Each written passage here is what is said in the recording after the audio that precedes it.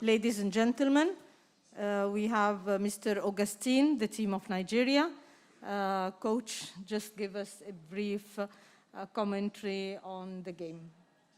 Thank you very much. We came here with a mission, and we gave it all. Round of 16, we all know what it means. When you lose, you go home. When you win, you remain in the tournament. And that's the song we've been singing. And I can't really fault these boys because they gave it up. They fought for it. And it just wasn't to be.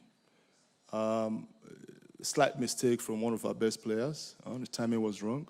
That was the only chance they had. And then they took advantage of it. But the most painful thing is that we get opportunities to break away. And then, you know, advantage is always being called back. That is not fair. Otherwise, I would say congratulations to Tunisia. I've told the boys, don't bury your head down because you've given up. You've given everything. Just look ahead and see how you qualify Nigeria for the World Cup. Thank you. Thank you. Questions? Okay, sir.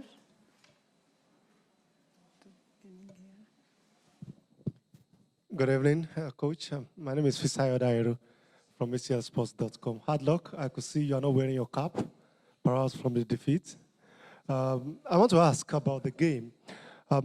Yes, lots will say Alex Iwobi's red card contributed to the loss, but were you disappointed with the attitude of some of your players in the first half especially, or do you think we could have done better than we did in the first half? But you see, we came into the game very strong. Tunisians respected us. We respected them as well. So they formed their defense on a low block. And then our ball movement from defense into midfield and then the attacking position was sometimes slow. And that gives them opportunity to always recover and double team on Simon and Chukwueze.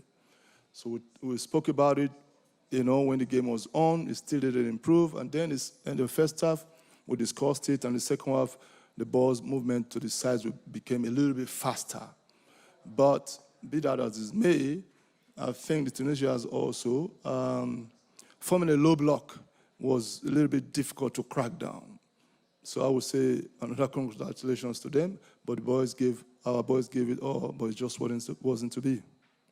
Yes, sir. Okay, Coach, my name is Johnny Edward from the Punch newspaper. I just want to ask you if you were pleased with the officiating of today's game. It's a little bit difficult. I don't like to talk too much about referees because they are the masters. Yes, but there's nothing wrong if one makes his observations. Iwobi's red card, I don't think. It was the first foul. And it wasn't intentional also. But we have to look at it via later and see. But however, first offense, I don't think they marked a red card. It wasn't dangerous play. And then, right in his face, I can see one of the most gentlemen in the team, Ndidi Wilfred, got mashed. And then, right in the face of the referee, Ndidi hardly complained. He complained, so which means it was a clear foul. But having said that, we gain advantage to move on breakaways. And then he recalls it and gives us fouls. Normally, in the game of football, when there's a foul and there's an advantageous position, you let it run.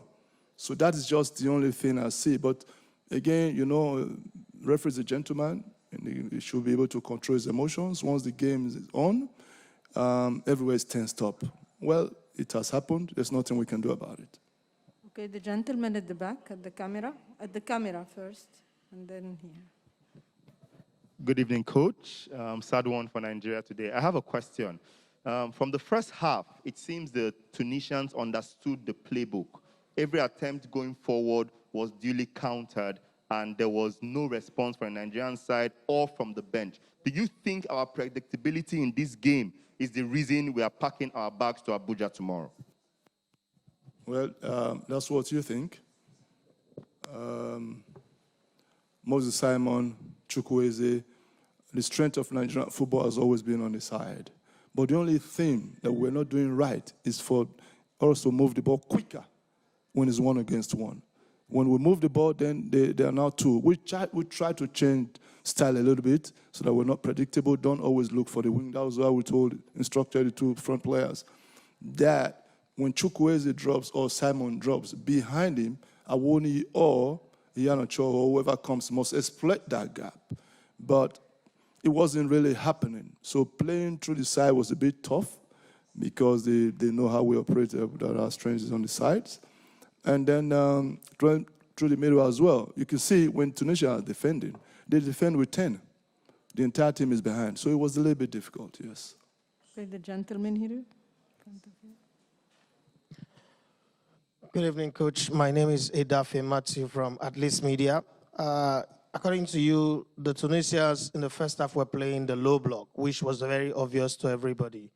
But tactically, when a team is playing the low block and keeping your wide men at bay, and in your tactical master class, you talked about keeping Stoichkov and the other Bulgarian player at bay. Well, I was expecting that Zaidu Sanusi and Olaino would bump forward in the first 45 minutes. But it seems that they were in shackles. You waited to the second half and we had that red card before you allowed them freedom to go forward. Could you please explain that to me? Because I felt that if they had gone forward, those spaces that we wanted to exploit would have been exploited. Thank you. Very good question.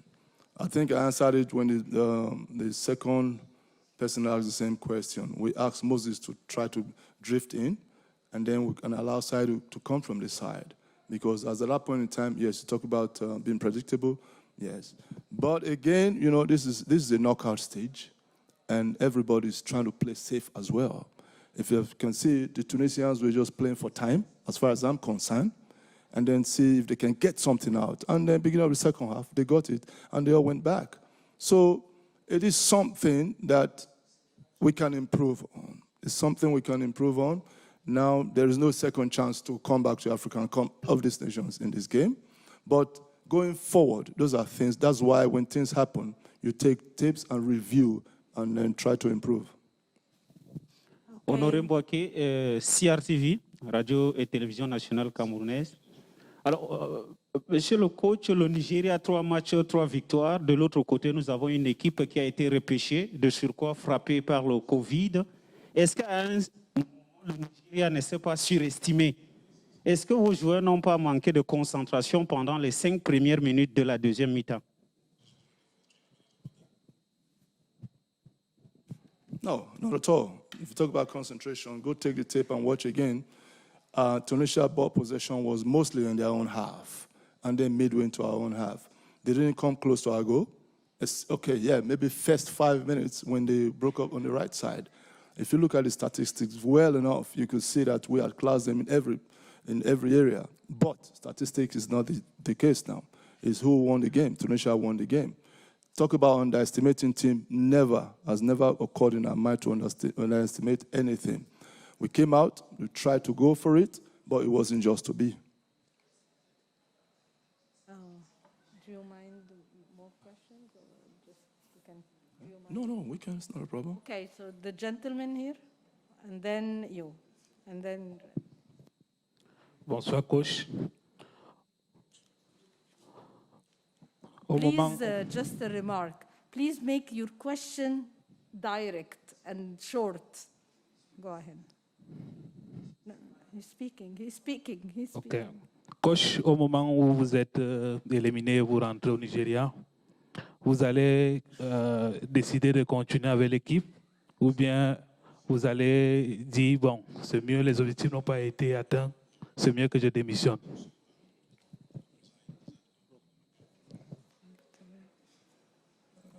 No, you should also understand that I'm here as an interim coach. I'm the technical director of Nigerian Football Federation. What will happen is I'll go back to my job, and we'll let the authority decide what next to be done. Denny Adivan, Job Relief. Coach, the Tunisian assistant coach talked about how predictable the Nigerian side were. They had studied also, obviously. He talked about how predictable we were with wing play, second balls, as well as just how maybe we weren't strong enough defending behind the ball. I don't know if you'd have a response to that. But also, a second question, the hype of Super Eagles here in Garoua was really much. Obviously, the team was expected to win this game by a lot of fans. Do you think perhaps maybe the pressure got to the players? No, I'll take the second question first. No, not at all. No, we're not under any pressure. We came in here with free mind, relaxed, just to enjoy the game and try to win it, but it just didn't happen. Then when you talk about the Tunisian coach talking about the team being predictable, that's not 100% correct.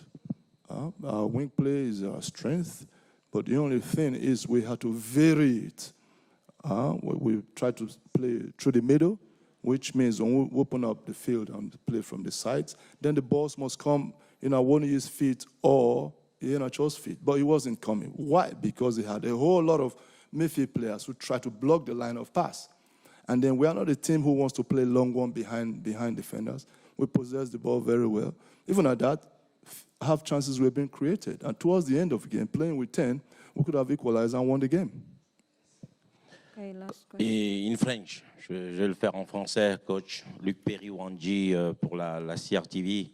On nous a demandé d'aller droit au but, mais je ne peux pas m'empêcher de saluer vos qualités de tacticien, vous féliciter pour ce que vous avez fait pendant toute cette compétition ici.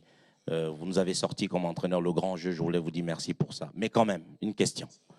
Est-ce que avec le recul, au pif comme ça, maintenant que vous êtes éliminé, vous n'avez pas quand même un petit regret, celui d'avoir beaucoup fait tourner l'équipe lors de cette troisième journée contre la Guinée-Bissau? Claude Leroy, pour terminer ma question, disait il y a quelques jours que c'est une erreur qu'il n'entendait plus jamais refaire en tant qu'entraîneur. Être qualifié au bout du deuxième match et changer l'équipe à près de 80% au troisième, faire tourner à ce point, c'était une erreur stratégique. Est-ce que, coach, vous ne pensez pas, très honnêtement, que c'est peut-être là la petite erreur qui vous coûte aujourd'hui une sortie de piste? No, not at all. Because if we didn't bring in players like Lainka and co, we wouldn't have the courage to bring him in today. So I haven't seen him in that game. We could tell that if it's time to bring him in, he will perform. And everybody in this hall will agree with me that he was chasing down people, created chances, balls behind him. You know, we just gave him specific instructions, and he did well. Mind you, every other person that have come to the competition is qualified or good enough to be in the team. So changing the team in that game against Guinea-Bissau was deliberate to see if we have to call on a player, we don't have to think twice, and that's exactly what we did today. Thank you, Coach. The coach will be available at the mixed zone